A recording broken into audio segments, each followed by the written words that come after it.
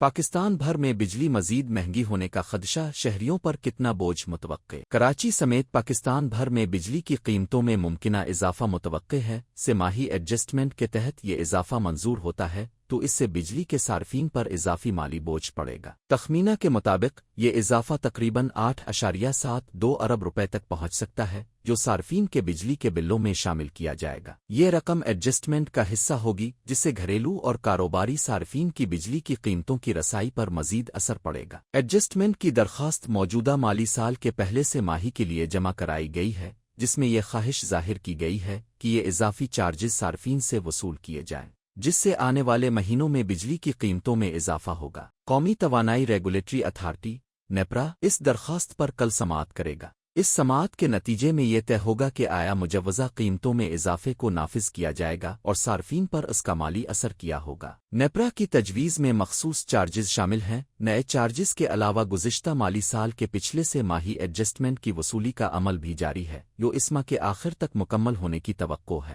جس سے ملک بھر کے صارفین پر مزید مالی بوجھ پڑے گا۔